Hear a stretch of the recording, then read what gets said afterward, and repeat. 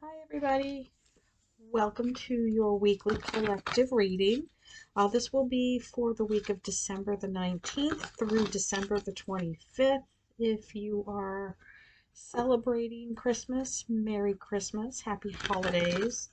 If you're not celebrating Christmas, I hope you have a wonderful week. It's going to be a bit of a crazy week here in the States, so there's a lot going on. But we're just going to focus on the weekly reading, and we are using the influence of the angels. Hopefully you can see that. I've got a new ring light, so it's a little different.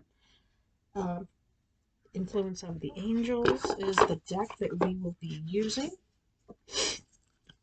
We're going to do the traditional, pardon me, Celtic cross. We're going to do just the standard Celtic cross reading for the week of, again, the 19th to the 25th of December. Just a little bit of the information of what may be crossing everyone's path this week. Happy winter solstice, too, by the way. That's coming up on Tuesday. So a lot of new energy as we transition from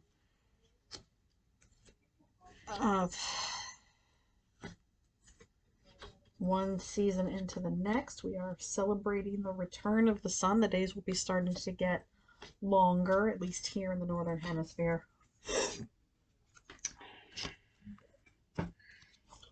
And we'll get two from the bottom and two from the top. And away we go. Center of the spread, the here and the now. 9 of Wands, Ace of Swords. Defensiveness crossed with clear communication. The 9 of Wands is a card of defensiveness. It's a card of a lot of readers will refer to him as the wounded warrior.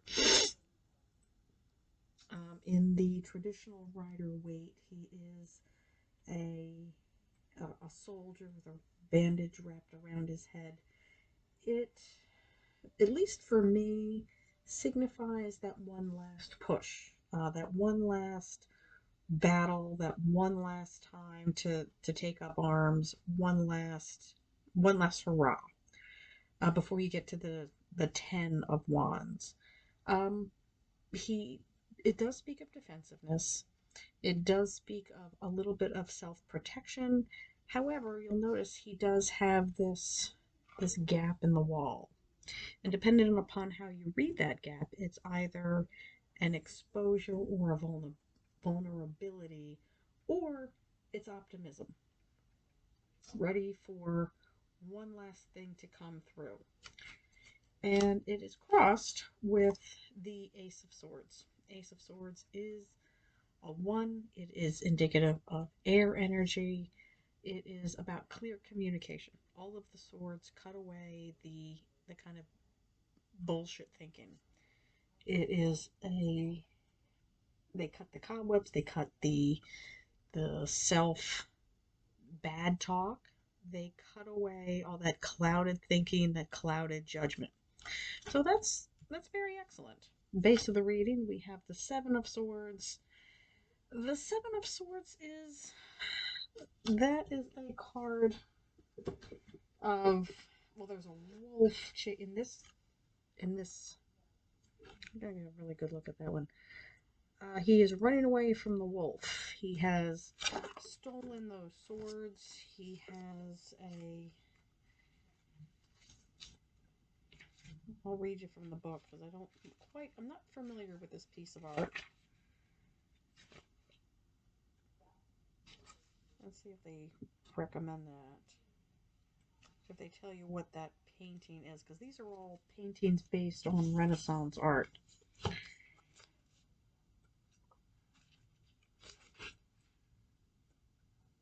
Responsibility and 7 persists. Well, here I'll just read you from the book. The 7 of Swords. 7s pertain to challenges, responsibilities, and personal development. The wolf eating a sheep. He has just attacked. The wolf represents amoral instincts. So just like the traditional Rider Waite, this is a card of ill-gotten gains. It is quite graphic, actually. Uh, there is nothing wrong with killing livestock from the wolf's point of view. He wanted to do it, and he did it. Again, this is that ill-gotten gains. Perhaps you've looking back on the year. We are almost at the very end of the year. I'll give you a good look at this. I know we've used this card for a while, these cards for a while, but it's always good to revisit them. So, ill-gotten gains. He's looking back over his shoulder. The village in the back here. He has stolen all of these swords. He has literally made off with their points. He is indicating again that kind of uh, thief mentality. He has stolen those swords. He has stolen ideas, if you wanted to read it that way, because those swords do represent air energy, intellectualism, a little bit of a stolen intellectual property. But that's the base of the reading. Immediate past, the Two of Cups. This is the perfect pair. This is that incredible union that's in the past. So it's a little sad to see this in the past. It means this union possibly is no more. So things have dissolved. People go their separate ways. Marriages dissolve. People tend to break up. But we'll see how the rest of the reading goes. But this is a card in the past. It's that emotional bond that bonds people together. 2 people, 4 people. But it is that kind of perfect pair. Top of the reading, we have the Queen of Wands, the Sparky herself. She is represents a fire sign. Obviously, she's the Queen of Wands. Top of the suit, she is well dressed. She is passionate. She is intellectual. She is this warm, energetic person, often inspirational. Not necessarily a female, but illustrated that way. So she does represent the softer side of the top of that suit. She is a little bit more passive, a little bit less aggressive, but she's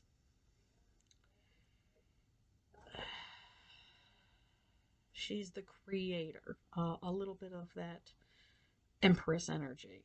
She's got that lovely flower here. She does speak of abundance. She has her little cat down here. They always have a cat, so that sense of kind of independence that cats often have. So definitely a new phase of something going forward. 4 of Cups. Oh, this is a good cup. This is a good card to see in the future. It is that surprise card. So she is drank from all 4 of these chalices. She knows what's in them. She knows they don't suit her needs, but she's not even looking. But there's it is. There is that surprise Ace of Cups from the very the hand of fate themselves. So this is good. This is a good omen. Let's see what is in the environment. Ace of Cups, 10 of Swords. New starts and an ending of something that is painful and no longer worth rehashing. So if you're looking for love, I know it's a little late in the year to be looking for that, but could be rolling into January as well. Time is a flat circle. Time is fluid. But yes, if you're looking for love, if you're looking for romance, if you're looking for a fresh start with something, it's in the ether. It's in the environment. And this is the energy of letting go. This is the next chapter. This is literally moving on from one form of a lifestyle into another. There is nothing that can be redeemed out of this other than to let this go. Whatever battles you have fought that have led to this, move on to the next chapter. You'll see that lovely dawn breaking in the background. The clouds are parting. A new day is literally dawning in the card. So these two together are quite helpful. So ending of cycles, beginning of something new. Hopes and fears. We have the Five of Pentacles. This is a card of kind of, not looking in the right places for what you need. This is a card of community. It is a card of knowing that, or not knowing, I should say, that what you're looking for is right in front of you. This is a little bit of that Dorothy in The Wizard of Oz. When she says, I went looking and I didn't realize what I had was right in front of me, was right outside my front door. That's what this card is saying.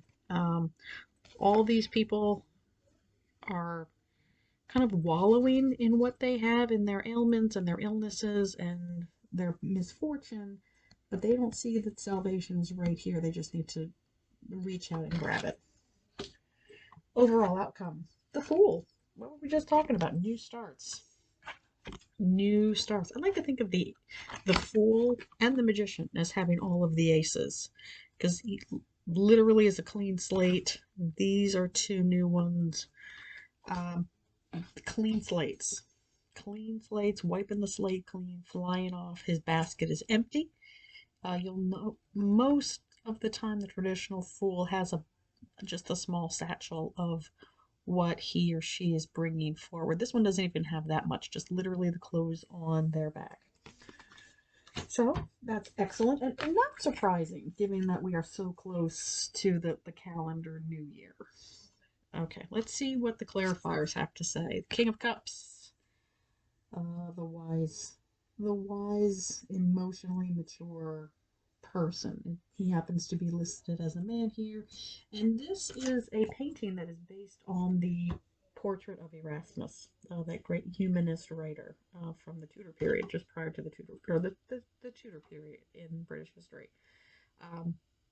Great thinker, uh, philosopher, writer, poet. Um, he has his Ace of Cups. He has his single cup there, ready to give that ace away, and we see that. And if you wanted to see it in another way, this here is a bowl, so that could be seen as your Ace of Cups as well. So I'm liking this. This is good energy so far, particularly if you're looking for that elusive New Year's Eve date. There might be one on the way. Queen of Pentacles. Another queen energy. A lot of people in this week's reading. She represents earth energy. So we have earth, fire, and water. So these are our down to earth Capricorns. Although we are just heading into Capricorn season. The starting, I think, Tuesday. I think starting the first day of winter is the beginning of Capricorn season. So happy birthday, Caps, if this is your birth month, if you're not in January. Yeah, so she can represent that very grounded, very stable, very logical way of doing things. A plus B equals C. 1 plus 2 equals 3. That's this energy. All right. Four of Pentacles, more earth energy. And this is a card of kind of, I don't want to say greed, because that's a little bit overused. It's a card of making sure that you are stable. Fours are a good, stable number. All the even numbers are good and stable numbers. It's a card of growth. However, if she takes all of those coins and puts them in that box, that's all she's going to have, ever. If she puts them away and she doesn't put them to good use, she doesn't invest them, she doesn't purchase something with them, she doesn't do anything with that, she will only ever have 4. So if this is something that means something to you, should I put something into savings? Not saying spend money to make money, but maybe keep a bit of a savings, but invest in yourself. If you're looking to pay for school, or if you're looking to pay for something in the new year, if you're looking to buy, say, gym equipment or pay for an education, invest wisely. And Eight of Swords. What were we just talking about? Here, things aren't as bad as they seem. They are. She just needs to. Her hands aren't even bound here. She's just kind of self-stuck. Again, a lot of Capricorn energy. That self-stuck behavior. All you need to do is realize that you are not stuck. That you are able to free yourself from whatever the situation is. If this was a relationship that didn't work out, I wouldn't worry too much about it. You just need to communicate clearly, free yourself, use all your resources. I will see you next week. Happy birthday to the Capricorns who are at the end of December. If this is your birthday week, happy birthday. Happy solstice. Happy first day of winter. Happy holidays. Merry Christmas. And I will see you guys next week. Bye, family.